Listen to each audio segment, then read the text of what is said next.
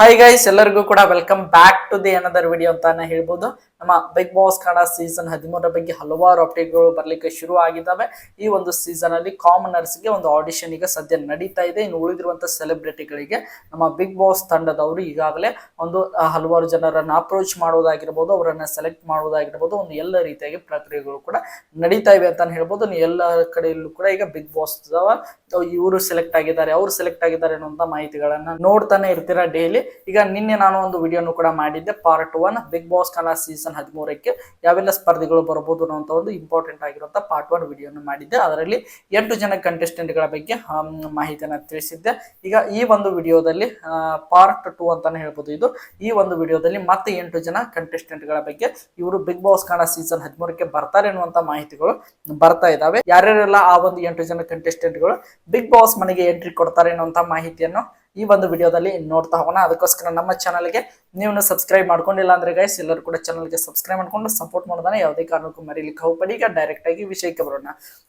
ಈ ಒಂದು ವಿಡಿಯೋದಲ್ಲಿ 8 ಜನ ಕಂಟೆಸ್ಟೆಂಟ್ಗಳು ಇದ್ದಾರೆ. ಅದರಲ್ಲಿ ಮೊದಲನೇದಾಗಿ ನೋಡ್ತಾ ಹೋಗೋದಾದ್ರೆ ರಾಘವೇಂದ್ರ ಅಂತಾನೆ ಹೇಳ್ಬೋದು. ರಾಘವೇಂದ್ರ ಅವರು ನಿಮಗೆಲ್ಲರಿಗೂ ಕೂಡ ಗೊತ್ತಿರೋ ಹಾಗೆ ಇಡೀ ನಮ್ಮ ಕರ್ನಾಟಕದಲ್ಲಿ ರಾಗಿಣಿ ಅಂತಾರೆ ತುಂಬಾನೇ ಫೇಮಸ್. ಇವರು ಮಜಾ ಭಾರತ ಆಗಿರ್ಬೋದು, ಒಂದು ರೀತಿಯಾಗಿ ಎಲ್ಲ ರೀತಿಯಾಗಿ ಕಲರ್ಸ್ ಕನ್ನಡ ವಾಹಿನಿಯಲ್ಲಿ ಪ್ರಸಾರವಾಗುವಂತ ಎಲ್ಲ ಕಾಮಿಡಿ ಶೋಗಳಲ್ಲಿ ಇವರು ಇದ್ದೇ ಇರ್ತಾರೆ ಅಂತಾನೆ ಹೇಳ್ಬೋದು. ಒಂದು ಹೆಣ್ಣು ಹುಡುಗಿ ಪಾತ್ರವನ್ನು ಮಾಡೋದ್ರ ಮೂಲಕ ತುಂಬಾನೇ ಫೇಮಸ್ ಕೂಡ ಆಗಿದ್ದಾರೆ. ಇವರು ನಿಜವಾಗ್ಲೂ ಹುಡುಗಿಯೇ ಅನ್ನುವ ರೀತಿಯಾಗಿ ಪಾತ್ರವನ್ನು ಮಾಡೋದ್ರ ಮೂಲಕ ಇಡೀ ಕರ್ನಾಟಕದ ಗಮನವನ್ನು ಕೂಡ ಸೆಳೆದಿರುವಂತಹ ಒಬ್ಬ ನಟ ಅಂತಾನೆ ಹೇಳ್ಬೋದು, ಒಬ್ಬ ಕಾಮಿಡಿಯನ್ ಅಂದ್ರೆ ನಮ್ಮ ರಾಘವೇಂದ್ರ ಅವರು. ಇವರು ಕಳೆದ 2-3 ಸೀಸನ್ಗಳಿಂದಲೂ ಕೂಡ ಇವ್ರ ಹೆಸರು ಕೂಡ ತುಂಬಾನೇ ಕೇಳಿ ಬರ್ತಾ ಇತ್ತು. ಆದ್ರೆ ಯಾವ ಸೀಸನ್ಗೂ ಕೂಡ ಇವರು ಬಂದಿರಲಿಲ್ಲ. ಆದ್ರೆ ಈ ಒಂದು ಬಿಗ್ ಬಾಸ್ ಕನ್ನಡ ಸೀಸನ್ 13ಕ್ಕೆ ಆಲ್ಮೋಸ್ಟ್ ಅಲ್ಲಿ ಬರ್ತಾರೆ ಅನ್ನುವಂತ ಮಾಹಿತಿಗಳು ಹೆಚ್ಚಾಗಿ ಕಂಡು ಬರ್ತಾ ಇವೆ. ಇವರು ಬರಬೇಕಾ ಬೇಡವಾ ಎಂಬುದನ್ನ ನೀವು ಕಮೆಂಟ್ ಬಾಕ್ಸ್ ಅಲ್ಲಿ ಕಮೆಂಟ್ ಮಾಡಿ ಗೈಸ್, ನೋಡೋಣ ಇವರು ಬಂದ್ರೆ ಚೆನ್ನಾಗಿರ್ತದ ಇಲ್ವಾ ಅಂತ. ಇನ್ನು ಎರಡನೇ ಕಂಟೆಸ್ಟೆಂಟ್ ನ ಬಗ್ಗೆ ನೋಡ್ತಾ ಹೋಗೋದಾದ್ರೆ ಅವರು ಬೇರೆ ಯಾರು ಅಲ್ಲ, ನಮ್ಮ ಸುಷ್ಮಿತಾ ಕೆ ರಾವ್ ಅಂತಾನೆ ಹೇಳ್ಬೋದು. ಸುಷ್ಮಿತಾ ಕೆ ರಾವ್ ಅವರು ಒಬ್ಬ ನಿರೂಪಕಿ ಅಂತಾನೆ ಹೇಳ್ಬೋದು, ಅದರ ಜೊತೆಗೆ ಆಕ್ಟರ್ ಕೂಡ ಅಂತಾನೆ ಹೇಳ್ಬೋದು. ಈಗ ನಿಮಗೆಲ್ಲರಿಗೂ ಕೂಡ ಗೊತ್ತಿರೋ ಹಾಗೆ ಇತ್ತೀಚೆಗೆ ಭಾಗ್ಯಲಕ್ಷ್ಮಿ ಸೀರಿಯಲ್ ಅನ್ನುವಂತಹ ಒಂದು ಸೀರಿಯಲ್ ಕೂಡ ಮುಕ್ತಾಯಗೊಳ್ತು. ಅದಕ್ಕೆ ಮೇನ್ ಲೀಡ್ ಆಗಿ ಇವರು ಆಕ್ಟಿಂಗ್ ಕೂಡ ಮಾಡಿದ್ರು. ಈಗ ಸದ್ಯ ಕ್ವಾಟ್ಲಿ ಕಿಚನ್ ಅನ್ನುವಂತಹ ಸೀಸನ್ 2 ನ ಒಂದು ಕ್ವಾಟ್ಲಿ ಕಿಚನ್ ಸೀಸನ್ 2 ನ ಒಬ್ಬ ಆಂಕರ್ ಆಗಿ ಕೂಡ ಈಗ ಸದ್ಯ ಒಂದು ರೀತಿಯಾಗಿ ಟಿವಿ ಸ್ಕ್ರೀನ್ ಅಲ್ಲಿ ಇವರು ಕಾಣಿಸ್ಕೊಳ್ತಾ ಇದ್ದಾರೆ. ನಮ್ಮ ಕ್ವಾಟ್ಲಿ ಕಿಚನ್ ಸೀಸನ್ 2 ಮುಗಿದ ಮೇಲೇನೆ ಬಿಗ್ ಬಾಸ್ ಬರೋದ್ರಿಂದ ಇವರು ಕೂಡ ನಮ್ಮ ಬಿಗ್ ಬಾಸ್ ಕನ್ನಡ ಸೀಸನ್ 13ಕ್ಕೆ ಎರಡನೇ ಸ್ಪರ್ಧಿಯಾಗಿ ಎಂಟ್ರಿ ಕೊಡ್ತಾರೆ ಅನ್ನುವಂತ ಮಾಹಿತಿಗಳು ಬರ್ತಾ ಇದ್ದಾವೆ. ನೋಡೋಣ ಇವರು ಬರಬೇಕಾ ಬೇಡವಾ ಎಂಬುದನ್ನು ನೀವು ಕಮೆಂಟ್ ಬಾಕ್ಸ್ ಅಲ್ಲಿ ಕಮೆಂಟ್ ಮಾಡಿ. ಇನ್ನು ಮೂರನೇ ಸ್ಪರ್ಧೆ ಬಗ್ಗೆ ನೋಡ್ತಾ ಹೋಗೋದಾದ್ರೆ ಅವರು ಬೇರೆ ಯಾರು ಅಲ್ಲ, ನಮ್ಮ ದಿಲೀಪ್ ಶೆಟ್ಟಿ ಅಂತ ಹೇಳ್ಬೋದು. ದಿಲೀಪ್ ಶೆಟ್ಟಿ ಅವರು ನಿಮಗೆಲ್ಲರಿಗೂ ಕೂಡ ಗೊತ್ತಿರೋ ಹಾಗೆ ಒಬ್ಬ ಆಕ್ಟರ್ ಅಂತಾನೆ ಹೇಳ್ಬೋದು. ಒಬ್ಬ ಅದರಲ್ಲಿ ಕೂಡ ಒಂದು ರೀತಿಯಾಗಿ ಸಖತ್ ಒಬ್ಬ ಹೀರೋ ಮೆಟೀರಿಯಲ್ ಅಂತಾನೆ ಹೇಳ್ಬೋದು ಈಗ ಸದ್ಯ ಕನ್ನಡ ಇಂಡಸ್ಟ್ರಿಯಲ್ಲಿ. ಆದ್ರೆ ಇವ್ರಿಗೆ ಅಷ್ಟೊಂದು ಅವಕಾಶಗಳು ಸಿಕ್ಕಿಲ್ಲ. ಇವರು ಹಲವಾರು ಸೀರಿಯಲ್ ಗಳನ್ನು ಕೂಡ ಮಾಡಿದ್ದಾರೆ. ಅದರಲ್ಲಿ ಕೂಡ ಎಸ್ಪೆಷಲಿ ನೋಡ್ತಾ ಹೋದಾದ್ರೆ ಸ್ಟಾರ್ಸ್ ವರದಲ್ಲಿ ನಿನಾದನೆ ಅನ್ನುವಂತ ಸೀರಿಯಲ್ ಬರ್ತಾ ಇತ್ತು. ಆ ಒಂದು ಸೀರಿಯಲ್ ತುಂಬಾನೇ ಫೇಮ್ ಅನ್ನು ಕೂಡ ತಂದು ಕೊಡ್ತು ಅಂತ ಹೇಳ್ಬೋದು. ನಿಮಗೆಲ್ಲರಿಗೂ ಕೂಡ ಗೊತ್ತಿರೋ ಹಾಗೆ ಕ್ವಾಟ್ಲಿ ಕಿಚನ್ ಸೀಸನ್ 1 ರನ್ನರ್ ಅಪ್ ಕೂಡ ಇವರು ಆಗಿದ್ರು ಅಂತಾನೆ ಹೇಳ್ಬೋದು. ಹೋ ಸೀಸನ್ಗೆ ಬರಬೇಕಾಗಿತ್ತು, ಇವರು ಹಲವಾರು ಕಾರಣಗಳಿಂದ ಬರೋಕೆ ಆಗಿರ್ಲಿಲ್ಲ. ಆದ್ರೆ ಸೀಸನ್ 13ಕ್ಕೆ ಆಲ್ಮೋಸ್ಟ್ ಅಲ್ಲಿ ಇವರು ಬರ್ತಾರೆ ಅನ್ನುವಂತ ಮಾಹಿತಿಗಳು ಕನ್ಫರ್ಮ್ ಆಗಿವೆ ಅಂತಾನೆ ಹೇಳ್ಬೋದು.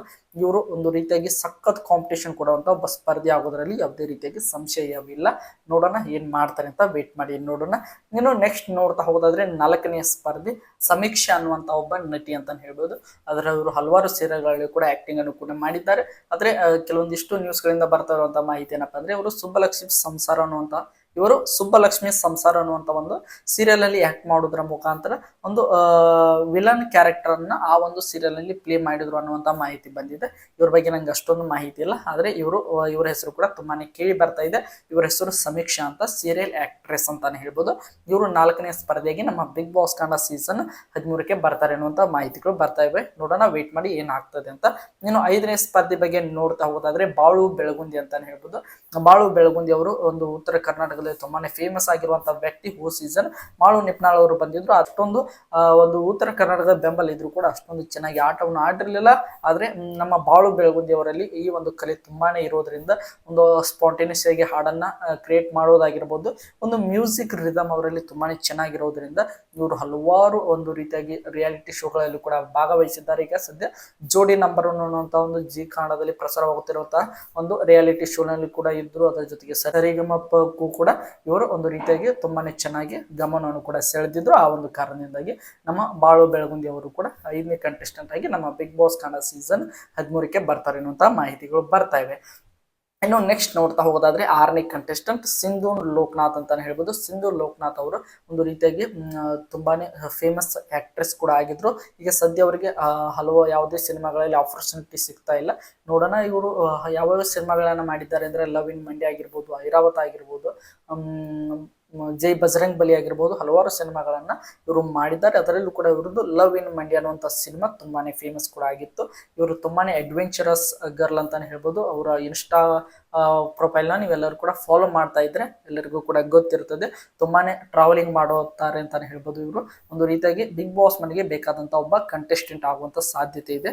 ಆ ಒಂದು ಕಾರಣದಿಂದಾಗಿ ನಮ್ಮ ಸಿಂಧು ಲೋಕನಾಥ್ ಅವರು ಬಿಗ್ ಬಾಸ್ ಕನ್ನಡ ಸೀಸನ್ 13ರ ಮನೆಗೆ ಎಂಟ್ರಿ ಕೊಡ್ತಾರೆ ಅನ್ನುವಂತ ಮಾಹಿತಿಗಳು ಬರ್ತಾ ಇವೆ. ವೇಟ್ ಮಾಡಿ ನೋಡೋಣ ಏನಾಗ್ತದೆ ಅಂತ. ಇನ್ನು ನೆಕ್ಸ್ಟ್ ಸ್ಪರ್ಧೆ ಬಗ್ಗೆ, ಇನ್ನು ನೆಕ್ಸ್ಟ್ 7th ಕಂಟೆಸ್ಟೆಂಟ್ ನ ಬಗ್ಗೆ ನೋಡ್ತಾ ಹೋಗೋದಾದ್ರೆ ತಪಸ್ವಿನಿ ಪೂನಚ್ಚ ಅಂತಾನೆ ಹೇಳ್ಬೋದು. ತಪಸ್ವಿನಿ ಪೂನಚ್ಚ ಅವರು ಒಂದು ರೀತಿಯಾಗಿ ಹಲವಾರು ಸಿನಿಮಾಗಳನ್ನು ಕೂಡ ಮಾಡಿದ್ದಾರೆ. ಅದರಲ್ಲೂ ಕೂಡ ಇವರದ್ದು ಒಂದು ಫೇಮಸ್ ಸಿನಿಮಾ ಅಂದ್ರೆ ಹರಿಕತೆ ಅಲ್ಲ ಗಿರಿಕತೆ ಅನ್ನುವಂತಹ ನಮ್ಮ ರಿಷಬ್ ಶೆಟ್ಟಿ ಅವರ ಜೊತೆಗೆ ಒಂದು ಮೇನ್ ಲೀಡ್ ಆಗಿ ಫಿಮೇಲ್ ಲೀಡ್ ಆಗಿ ಕಾಣಿಸಿಕೊಂಡಿದ್ರು. ಅದಂತರ ಗಜರಾಮ ಅನ್ನುವಂಥ ಒಂದು ಸಿನಿಮಾದಲ್ಲೂ ಕೂಡ ಕಾಣಿಸಿಕೊಂಡಿದ್ರು. ಆದ್ರೆ ಅಷ್ಟೊಂದು ಫೇಮಸ್ ಬಂದಿರಲಿಲ್ಲ.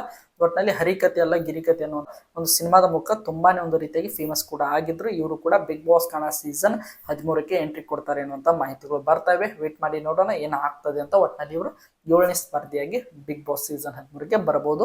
ನೋಡೋಣ ಇವರು ಬರಬೇಕಾ ಬೇಡವಾ ಎಂಬುದನ್ನ ನೀವು ಕಮೆಂಟ್ ಬಾಕ್ಸ್ ಅಲ್ಲಿ ಕಮೆಂಟ್ ಮಾಡಿ. ಇನ್ನು ಕೊನೆಯ ಸ್ಪರ್ಧೆ ಈ ಒಂದು ವಿಡಿಯೋದ ಅಂತ ಹೇಳ್ಬೋದು. ಅವರನ್ನೇ ಇನ್ನು ಕೊನೆಯ ಕಂಟೆಸ್ಟೆಂಟ್ 8ನೇ ಕಂಟೆಸ್ಟೆಂಟ್ ಅಂದ್ರೆ ಅದು ಚೈತ್ರಾ ಜೆ ಆಚಾರ್ಯ ಅಂತಾನೆ ಹೇಳ್ಬೋದು. ಚೈತ್ರಾ ಜೆ ಆಚಾರ್ಯ ಅವರು ನೀವೆಲ್ಲರೂ ಕೂಡ ನೋಡೇ ಇರ್ತೀರಾ.